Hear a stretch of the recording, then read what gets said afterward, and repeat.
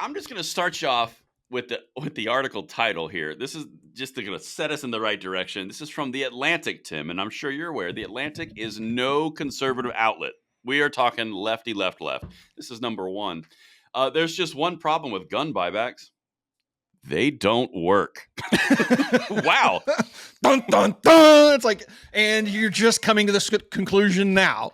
I mean, I get it. They're not the sharpest knives in the drawer, and dealing with the mind virus is a tough thing. I mean, there's no treatments for it. So yes, they're a little slow on the uptake, but they get it. They got it. They figured it out. They are arriving, and it is fantastic to see. So I'm just going to walk you through a few of the things that we've talked about recently before we even get into what they're throwing it under the bus. Now, maybe this has something to do with the mindset of it, right? So you remember the story we covered back in December where the gun buybacks were being handed to companies who were breaking them down and destroying the receivers and then handing or selling off the accessories like the stocks, the barrels, the trigger group, all that stuff, right. the grips, because it's not the gun, right? So this clearly set off some sort of mental domino in the leftist gun control area, because I've seen nothing but negative press for gun buybacks across the board. Like, there's not been one positive thing said from the left. It's like they've fallen out of Vogue and they've fallen from grace, and I don't think they're coming back because, to your point, they don't work. But they said it doesn't work.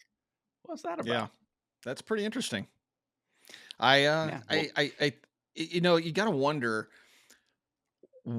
what do they really think they were going to accomplish with this? Did they truly think that gangbangers were going to get out of the gang life and they're going to show up with their mini Dracos and hand them over for their $50 gift card after they just got done paying, $3,000 for the thing out of the trunk of a car? I mean, what did they think they were really going to accomplish with these things? And I always laugh at the stuff like mini Draco. Look up, fellow gun people. Check out what we did today. Look at, we love guns in the 2A, but we just want to get these out of the hands of criminals.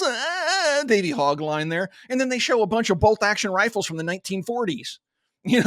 It's like, yep, that's true.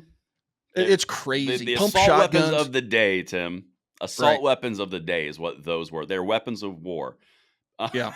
But do you remember there was recently, so somebody brought in like an STG-44 that a World War II veteran had brought home and kept, and they had turned it in. But then the police officer said, hey, you cannot destroy this. This belongs in a museum, and they actually saved the gun.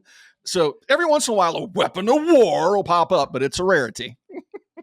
Dude, could you imagine working a gun buyback and you walk over to a car and they hand you an STG-44 with a stamp of 1942 with like a swastika on it? I'd be like, I'll give you $3,000 right now.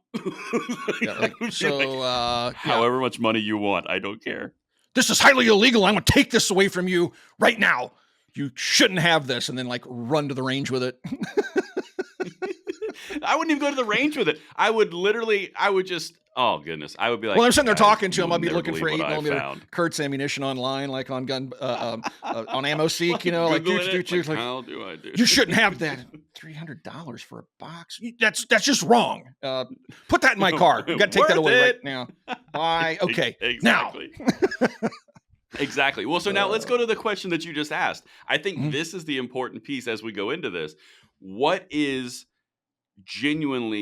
the outcome that they expected? And I think that's where you have to dive deeper on this, because that's where it all falls apart. You have the perceptions, the expected reality, and then actual reality, right? So you have to dive in on the left side, the gun control side. Think about what they were thinking.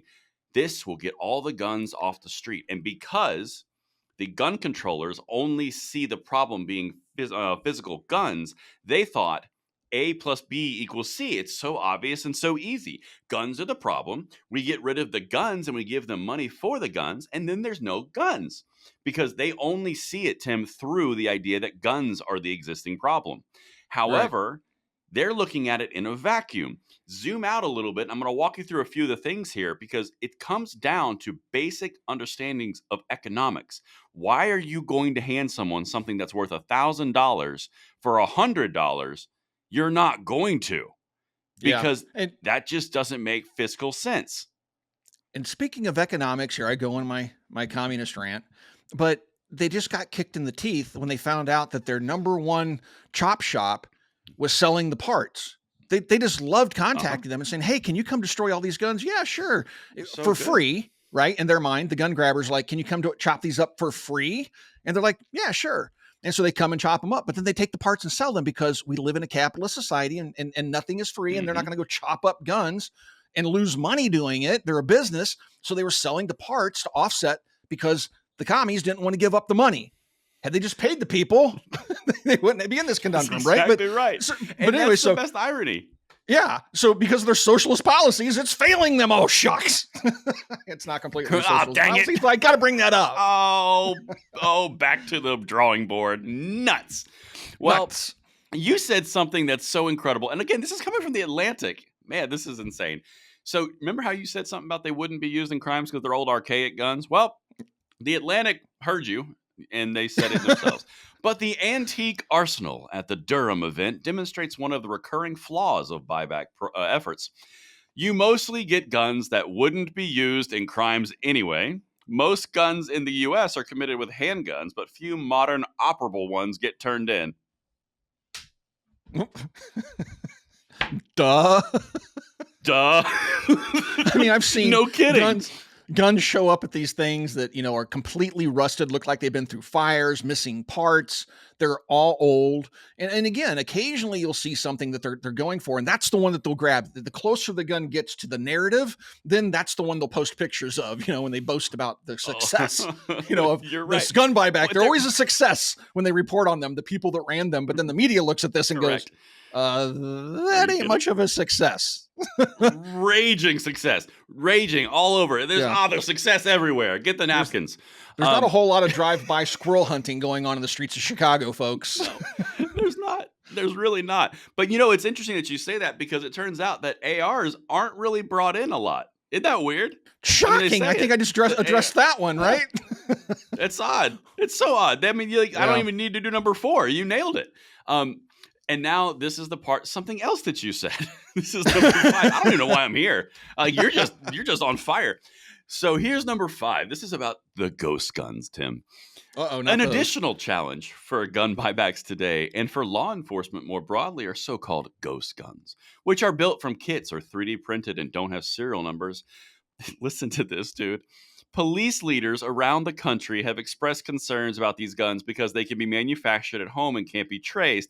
But most buybacks prohibit ghost guns because officials don't want to encourage anyone to produce guns just to pocket rewards. And this is a recent development, folks, because in the past, they most certainly have purchased 3, but they're starting to figure out, we're gaming the system, right? We're going up, we're showing up with the $2 printed part, getting $50 for it, and we're flipping it into guns and ammo, right? I mean, that's what the people are doing. Right, but do you understand? You just said it. You just said the entire point. Listen, it all comes down to economics. It all comes down to a lot of different factors other than just the mindset of the gun controller that says guns are the problem, so everyone thinks the way I do. No. Right. If I have a piece of gold that's worth $1,000, I'm not going to give it to you for $100, even if you tell me gold's bad, because it's worth $1,000. Right. So I'm going to expect $1,000 for it, and then I'm going to turn around and spend $100 and get an even better one. But here, for I don't know if $1,100. The article may not even talk about this, but people have used these in the past to get rid of guns that were used in crimes because there's no questions asked. They skirted past that. They didn't talk about that? They skirted past it. They touched on it very briefly, but it wasn't worth mentioning in this video. Okay. So, I mean, that is another common issue with this, right? Because they say, hey, look, this is no questions asked, no ID shown, and this is better than throwing your gun in the river. Just bring it to us. We'll crush it, and nobody will be the wiser. So they're assisting in crime. Yes. Anyway. I mean, that's a very stupid point of it, but yes, that is also a piece. But the other part about the economics, Tim. Yeah. You what? No, I mean, please finish your thought. No, I was just saying, I know that this has occurred because I've read, articles about them doing that they're like, well, maybe we should revisit this because there's a lot of these guns that have been used in crimes being showed up, being destroyed, and we don't even know who the people are, But anyway, go ahead. No, that's very true. So something else that you just said, wrapping that economics thought. So just like you're not going to get rid of the $1,000 gold coin for $100, you also come in with something that costs $2 and you sell it for $100. So you're actually making money on one end. So all they're going to get is lumps of plastic that aren't guns, but they're considering them guns because they're not ghost guns. So they're basically getting worthless plastic, giving money out of as a stimulus to anybody who's smart enough to do it, and then they're not getting the guns they desired, and they're only getting old, decrepit guns that don't work that they wouldn't get a value for anyway. And this goes back to my It's original just opening comments, was that the buybacks are actually kind of fun because they lose money and the 2A community makes money, right? By they gaming the do. system with the 3D printed stuff and just taking them junk, and parts And kits or whatever that they want to, dump and actually make a profit on. Yeah. And it's funny that it took them this long to figure this out because these things are not new. it did. Gun buybacks have been No, going on no, for no, not at all. decades. Yeah. For decades, and they've been like the ultimate virtue signal, right? Well, this is Oh, number absolutely. 6, and this is where it comes down to what we've said. The reason buybacks, and this is all from the Atlantic still, the reason buybacks don't bring in the right guns is basic economics, according to Alex Tabarrok, a professor at George Mason University in Virginia. Most buybacks are offering much less than the price of a new Glock pistol or AR-15. And even if police agencies buy up some number of guns in a jurisdiction, people can still acquire new ones at stores or on the black or gray market. One common estimate is that the U.S. has more than 400 million guns in circulation.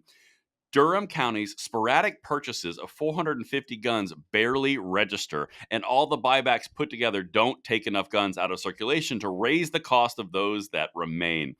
That's the point. Yep.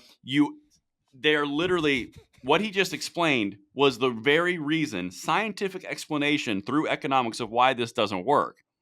You have to take the amount of guns from, say it's 100 is the imaginary number, down to 50. So therefore, the price of existing guns increases in value. But because there is no cap and control on replacing that number, the static amount of guns in the population, you cannot artificially manipulate the pricing. You will never be able to give them a fair market value. You can't. It's a flawed idea. I'm glad they figured this out. But sadly, they're going to move on to something else. So it's not like they're just Yeah, giving but up and going listen, home. They're going to move on to they something set them else. up But and we just knock them down. They yep, set them up and we just knock them down. That's what we do, baby. giving them And you another know big what? L on this one. But I knew this was coming. It Oh, just, big old L. yeah. Big old L. I mean, it's bad for the Atlantic and New York Times to come out against it. No, you're not. That's like the left's like holy sacraments in news and stuff. So Right. like you're not recovering from that one. I'm sure there's a lot of pearl clutching and hand wringing going on after reading this article. But I was Oh yeah. promoting these on X. I thought we were saving the world. What do you mean they're not No. bringing in the right Oh. guns? Anyway. Oh my goodness gracious.